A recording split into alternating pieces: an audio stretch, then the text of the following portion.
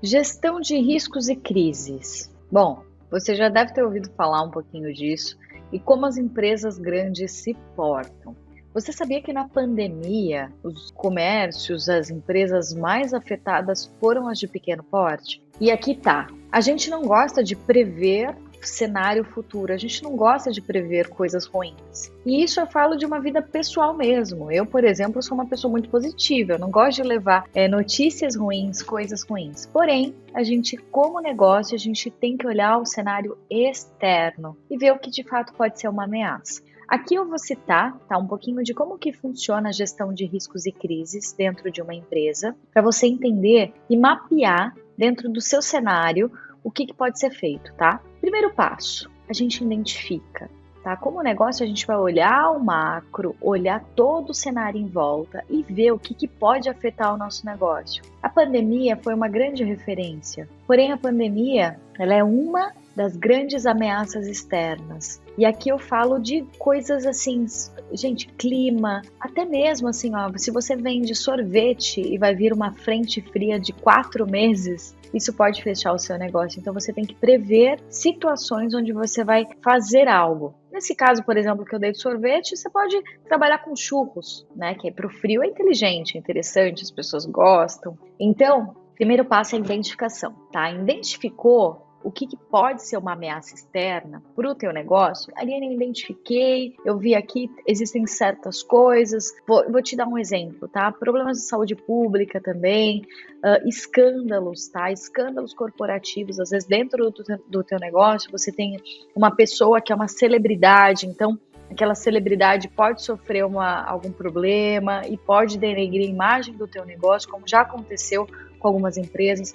Então a gente tem que fazer essa prevenção, tá, dos riscos e crises. Você identificou, você vai avaliar o que para o meu mercado eu avalio como risco e qual é o percentual que isso pode chegar em mim rápido. Aqui o exemplo da celebridade novamente, então assim, é você ir criando uma manutenção ali, né, de contato com a pessoa, de interesse. Um exemplo, por exemplo, né? Vou te dar um exemplo aqui do Neymar. Você tem um contrato com o Neymar da tua empresa e a tua empresa precisa transmitir confiança. Na tua gestão de crises e riscos, você vai colocar ali o contrato que você tem com ele, o que pode acontecer e se acontecer, como que vai ser a resposta, né? Que o final é a resposta à situação. Então, como que a sua empresa vai lidar com isso?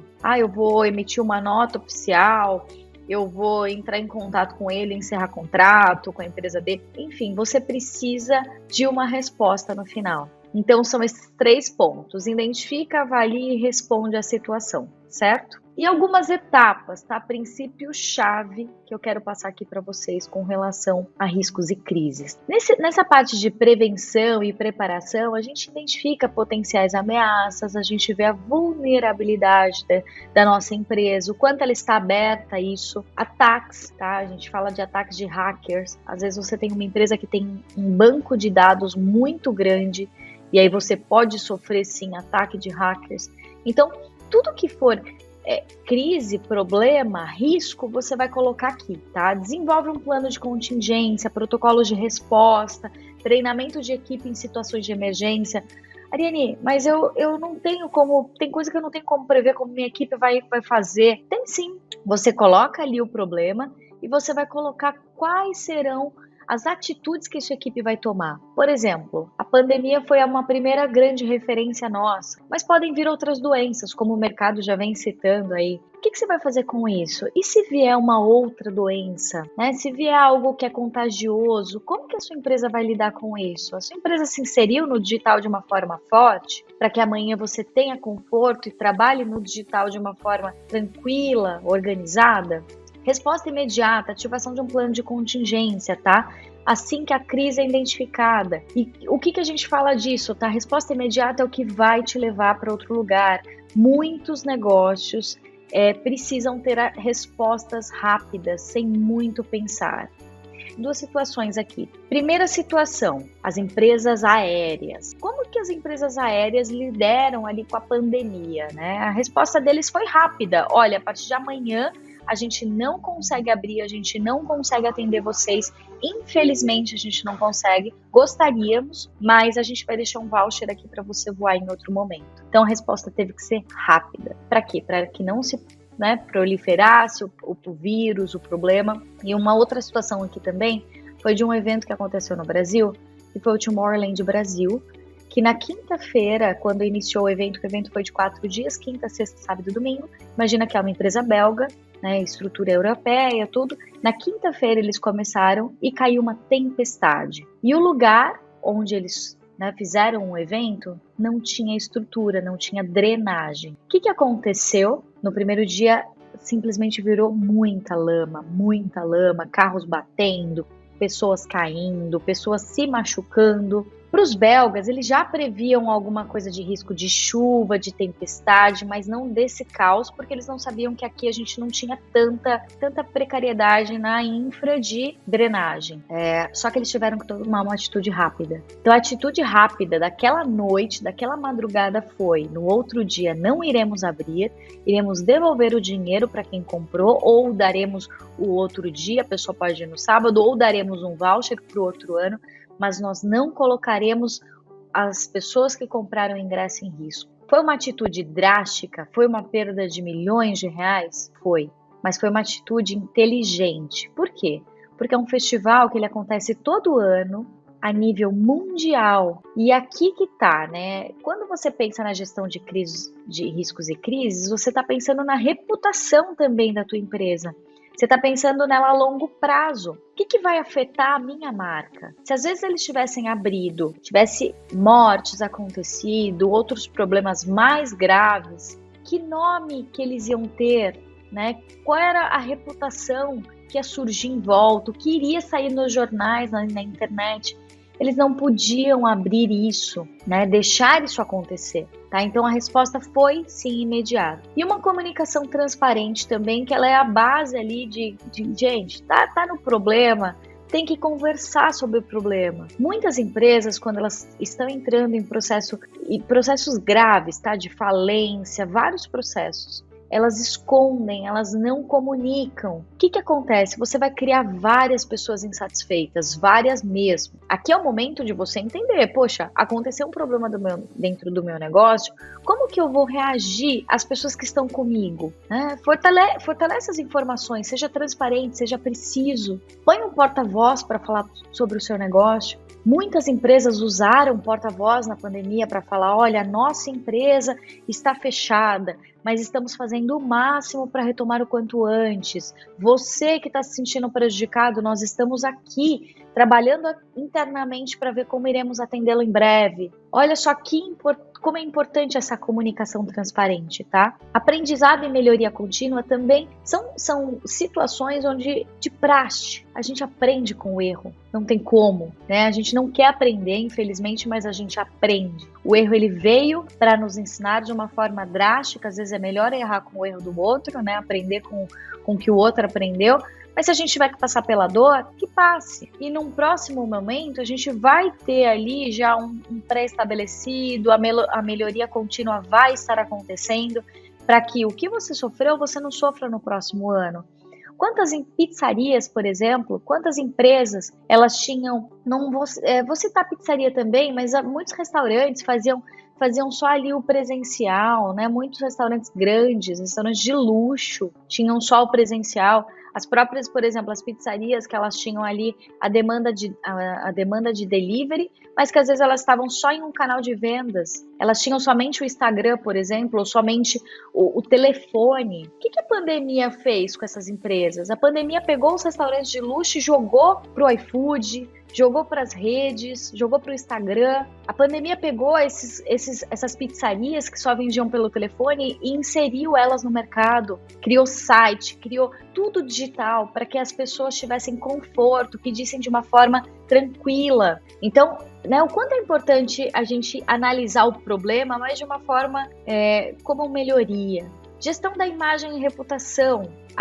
Quando você cria um CNPJ, uma das características que você precisa transmitir para o seu cliente é a confiança, tá? Não esqueça dela nunca. A confiança ela é a base dos negócios, tá? A gente confia nas empresas e a gente compra das empresas. É isso que acontece, tá? Mas primeiro a gente confia. E a reputação diante ao mercado, diante cenários, diante a mídia, diante a imprensa, ela é importante. Então faça monitoramento, olhe as redes, olhe Google, tudo. Às vezes você tem um parente que vai falar mal do teu negócio, que não gosta de você. Às vezes você tem um cliente que saiu insatisfeito e vai falar mal de você nas redes. E você consegue reverter isso de uma forma tranquila. É essa consciência que eu quero te passar. Monitore, tá bom? Monitore muito, porque é importante a gente ver a que ponto está o nome da nossa empresa todo o tempo. Então digita ali toda hora o nome da sua empresa no Google, vai olhar o que estão falando dela, tá? Vai entender o que as pessoas estão postando nas redes sociais, coloca uma hashtag para tua empresa, para marcar a tua empresa, e que as pessoas amanhã, quando postar alguma coisa, você tenha acesso. Segue essa hashtag, tá? É importante você seguir. Às vezes as pessoas não têm essa consciência, mas segue a hashtag com o nome da tua empresa, para ver o que as pessoas estão colocando, tá bom? Cooperação de stakeholders também. Colaboração de autoridades, tá? Reguladoras, organizações parceiras, comunidades, todo mundo que pode agregar valor para o teu negócio, todo stakeholder é quem está em volta. Construa parcerias estratégicas, pessoas importantes, tá? Pessoas que fazem e acontecem dentro da tua região também. Por que isso? Ariane, mas por que eu tenho que ter esse contato? Porque vai ter um valor tão grande quando você, por exemplo, tiver um contato com um vereador da tua cidade e aí ele trazer um problema, um risco que pode acontecer para o próximo ano, mudança de governo, alguma coisa que vai impactar dentro da tua empresa. Porque impacta. Às vezes a gente acha que a gente só vende, mas a gente tem o fornecedor que nos fornece, a gente tem os próprios colaboradores, os próprios clientes, tá todo mundo em volta. Então, às vezes, se você não enxergou um problema ali, naquele momento, daquela situação, só que o problema pode estar muito maior com outras coisas, tá? E que você vai ter que estar monitorando. Resiliência organizacional, tá? O que é isso? Resiliência é tão falado na internet. As pessoas resilientes, elas tendem, gente, a ter mais disciplina, elas tendem a ser casca grossa, sabe? Vou falar aqui bem a verdade. E aí ser casca grossa, isso é bom para o mercado. Por quê? Por que isso é bom? Porque quando a gente tem uma empresa resiliente, a gente tem uma organização resiliente, ela vai passar por um problema e ela vai levar numa boa. Porque o mercado é assim. Você vai ter que estar se reinventando todos os dias, acontecendo coisas para você mudar, para você ter mais foco, para você ter objetivos diferentes também, tá? Então, investe em tecnologia, em processos internos, fortalece a capacidade de recuperação do negócio, tá? Olha isso todo momento. E aqui eu citei algumas referências e eu vou citar mais forte elas agora, tá? Capacidade de recuperação. Já percebeu como, por exemplo, um cantor, ou um ator, ou um jogador de futebol, ele passa por uma situação e aí a empresa dele, porque ele é um CNPJ também, não esqueçam disso, a empresa dele cria uma estratégia para se recuperar daquilo, tá? Então, a empresa recupera quantas e quantas pessoas tiveram problemas e se recuperaram, tá? Quantas e quantas empresas tiveram problemas e se recuperaram. Então, a gestão de crise ela é uma parte crucial aqui do planejamento estratégico, da governança corporativa e de tudo que você está pensando para o seu negócio como crescimento, tá? Imagina a minha empresa daqui 5 anos, Ariane. Tá, daqui 5 anos, você já imaginou como que vai estar a internet? Se a internet de 2020, que foi o início da pandemia, para agora, teve um salto assim absurdo, você já imaginou daqui 5 anos? Então seja audacioso a ponto de pensar assim, daqui 5 anos eu vou estar em todas as redes, eu vou estar amanhã numa IA, eu vou estar em vários lugares e eu preciso prever riscos também. Os riscos do meu negócio físico fechar e tem muitos outros, tá? Mas assim, mapeie o que faz sentido para você.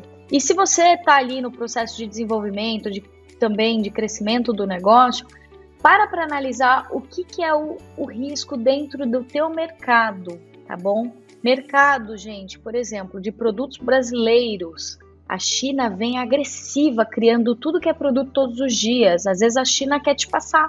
A China quer ser superior ao Brasil. A China quer ser superior aos Estados Unidos. O que eles vão fazer? Eles vão copiar o teu produto, que às vezes é um made in Brasil. E o que você vai fazer? Você vai importar? Aí é onde você vai ter que criar uma estratégia para trazer de fora. Então, põe gestão de crises e riscos no teu radar, tá bom? A pandemia, olha só esses dados aqui, ó. 62%, tá, das empresas, aqui eu tô falando das empresas maiores, tá? Elas usaram um plano que elas tinham de crises e riscos.